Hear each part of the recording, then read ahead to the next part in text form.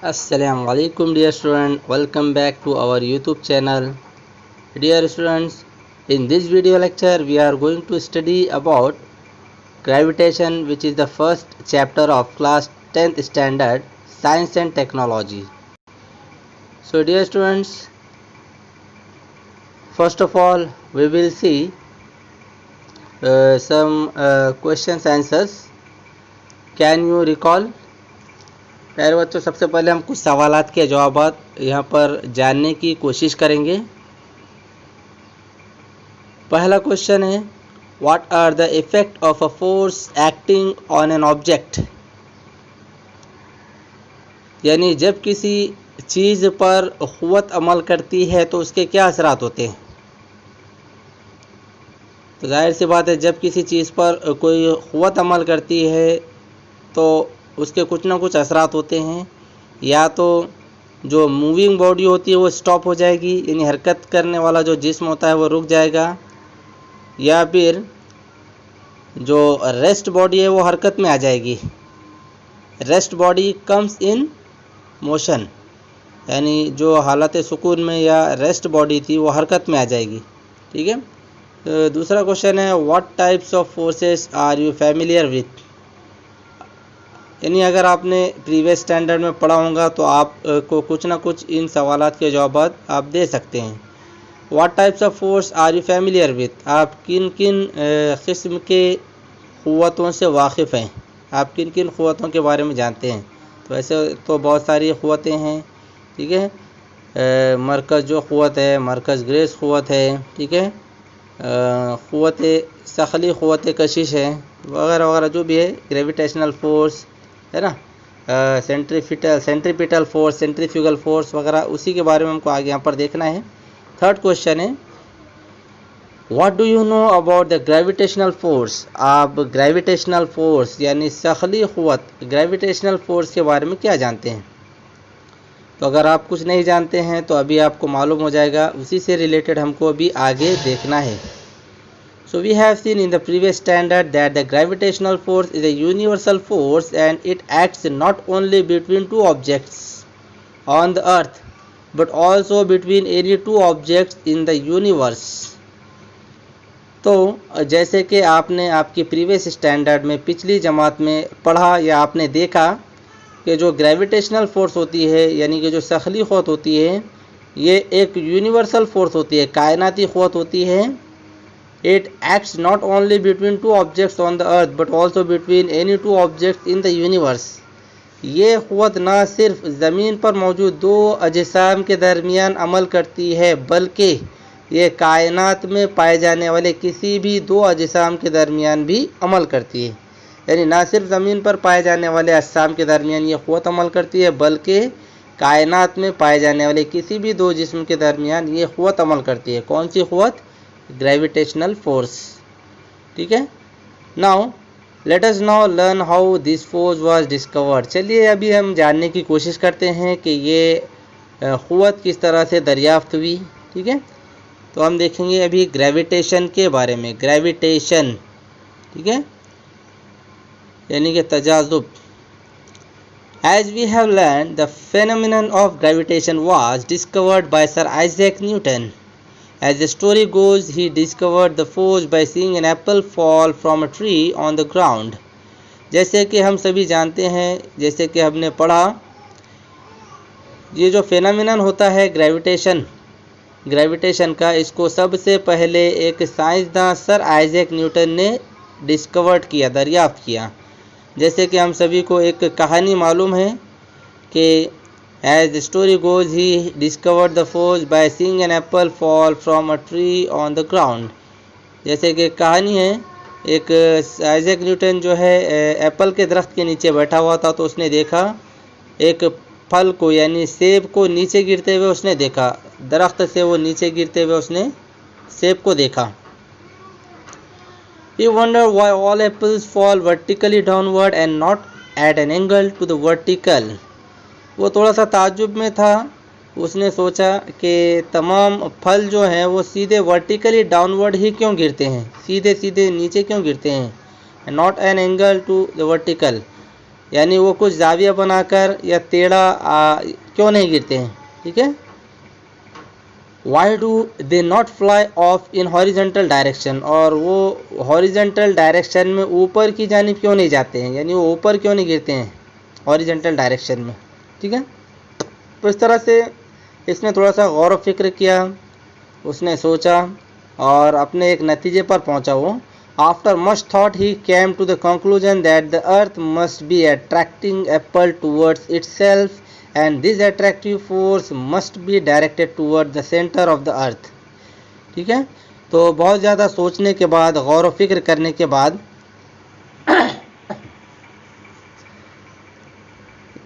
ये इस नतीजे पर पहुंचा कि ज़मीन जो है सेब को अपनी तरफ कशिश करती है। ज़मीन क्या करती है, उस एप्पल को अपनी तरफ कशिश करती है, और ये जो अट्रैक्टिव फोर्स होती है, क़ुव्वत कशिश, it must be directed toward the centre of the अर्थ, और यानी सेब पर यानी एप्पल पर अमल करने वाली ये जो अट्रैक्टिव फोर्स होती है वो ज़मीन के मरकज़ की जानिब होती है। यानी इस अट्रैक्टिव फोर्स की डायरेक्शन यानी सिमत कहाँ पर होती है, ज़मीन के मरकज़ की जानिब। The direction from the Apple on the tree, the direction from the apple on the tree to the center of the earth is a vertical direction at the position of the apple and thus the apple falls vertically downward. तो direction from the apple on the tree, यानी दरख्त से सेब पर, सेब के ऊपर जो डायरेक्शन होती है, यानी सेब की जो डायरेक्शन थी वो कहाँ थी, ज़मीन के मरकज़ की जानिब। The direction from the apple on the tree to the centre of the earth is vertical direction. तो ज़मीन के मरकज़ की जानिब दरख्त पर एप्पल की जो सिमत थी, डायरेक्शन जो थी वो वर्टिकल डायरेक्शन थी, बिल्कुल सीधे नीचे की जानिब, at the position of the apple, and the apple falls vertically downward, और इसी वजह से एप्पल जो है वर्टिकली डाउनवर्ड नीचे गिरा। यानी इस तरह से सेब के ऊपर ज़मीन के मरकज़ की जानिब क़ुव्वत अमल करती है, और ये अमल करने वाली क़ुव्वत यानी फ़ोर्स की डायरेक्शन कहाँ होती है, मरकज़ की जानिब।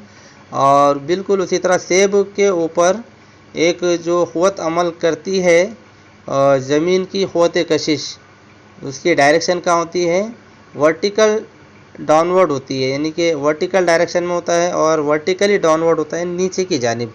इसी वजह से सेब जो है वो सीधे नीचे गिरता है, ना कि थोड़ा सा एंगल बनाकर, और ना ही ऊपर, ठीक है।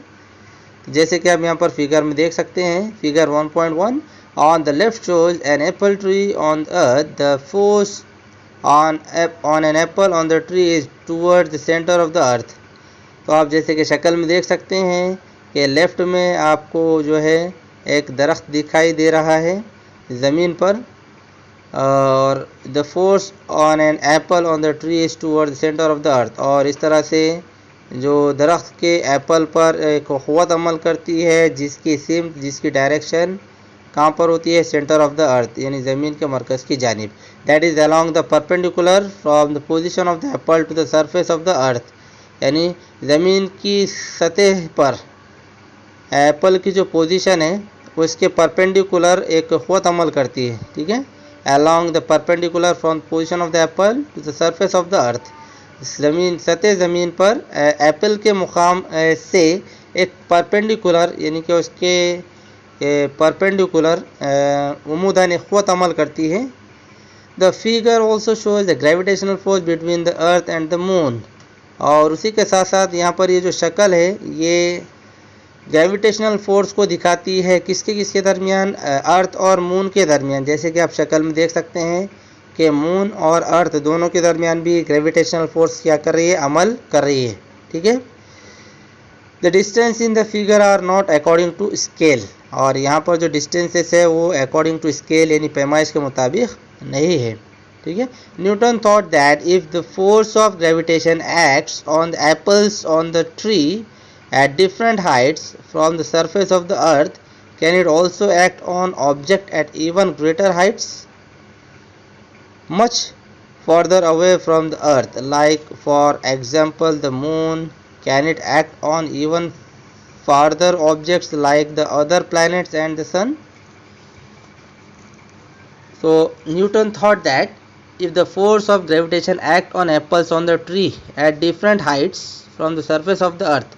तो न्यूटन ने सोचा कि जो ग्रेविटेशनल फोर्स है जो दरख्त के एप्पल पर अमल कर रही है, ठीक है, at different Heights from the surface of the अर्थ, जो सतह ज़मीन से मुख्तलिफ मुकाम पर दरख्त पर मौजूद जो है सेब पर, एप्पल पर जो क़ुव्वत अमल कर रही है, ठीक है, can it also act on objects at even greater heights, क्या ये क़ुव्वत उससे और ऊंचाई पर कोई अगर जिस्म हो तो उस पर भी अमल कर सकती है।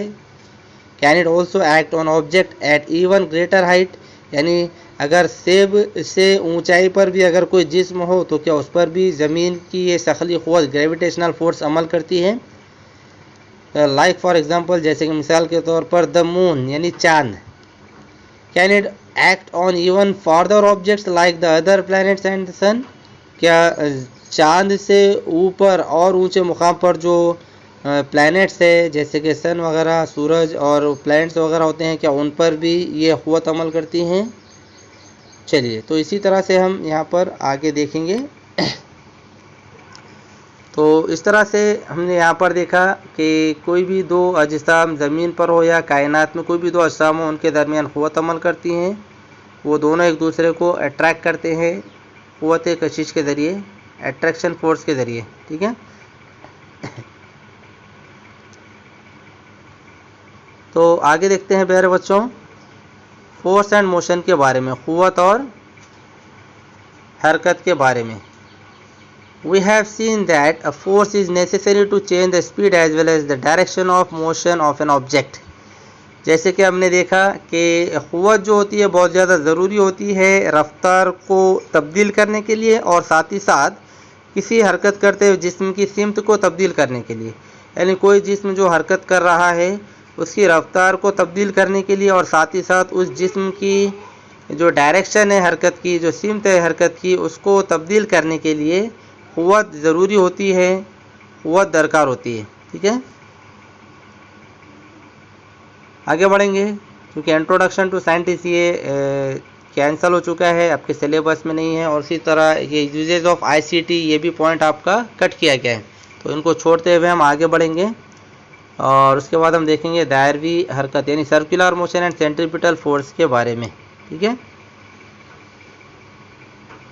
सर्कुलर मोशन किसे कहेंगे प्यारे बच्चों, जाहिर सी बात है कोई जिस्म है यानी कोई बॉडी है, कोई ऑब्जेक्ट है जो एक सर्कुलर पाथ पर जो है गर्दिश कर रहा है, नहीं घूम रहा है, जैसे कि चांद है अपने ऑर्बिट में घूम रहा है ना, दायरवी सर्कुलर पाथ पे।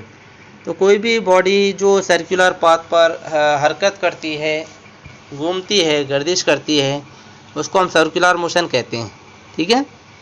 तो इसको हम बेहतरीन तरीके से समझ सकते हैं यहाँ पर, जैसे कि एक स्टोन लीजिए, उसको धागा बांधिए और उसको धागे को हाथ में बांधकर उसको गोल घुमाएं। तो जब हम गोल घुमाएंगे तो पत्थर की जो मोशन होगी वो सर्कुलर मोशन होगी, यानी पत्थर गोल दायरे की शक्ल में घूमेगा। तो इस तरह से मोशन कौन सी हो जाएगी, सर्कुलर मोशन हो जाएगी, ठीक है। और साथ ही साथ इस स्टोन के ऊपर एक क़ुव्वत अमल करती है जो कि उसका सेंटर कहाँ पर होता है, हाथ में, यानी जैसे हम रस्सी छोड़ेंगे तो जाहिर सी बात है उसकी क़ुव्वत ख़त्म हो जाएगी और वो छूटकर कहीं दूर जाकर सीधे परपेंडिकुलर वो निकलेगा और दूर जाकर गिर जाएगा। यानी यहाँ पर हमारे हाथ की जानिब क़ुव्वत अमल कर रही है पत्थर के ऊपर, है ना। तो बिल्कुल वैसे ही चांद या कोई भी चीज़ जो अपने दायरवी रास्ते पर गर्दिश करता है तो उसके सेंटर की जानिब क़ुव्वत अमल करती है जिसको हम सेंट्रीपिटल फोर्स कहते हैं। उसी के बारे में हमको अभी देखना है। तो फ़िलहाल प्यारे बच्चों इसको हम थोड़ा और डिटेल में देखने की कोशिश करेंगे, वक्त की कमी है। तो फ़िलहाल आज हम यहीं रोकते हैं, आगे के वीडियो लेक्चर को कंटिन्यू करेंगे नेक्स्ट लेक्चर में। तो मिलते हैं अगले वीडियो लेक्चर में, तब तक के लिए खुदा हाफिज़।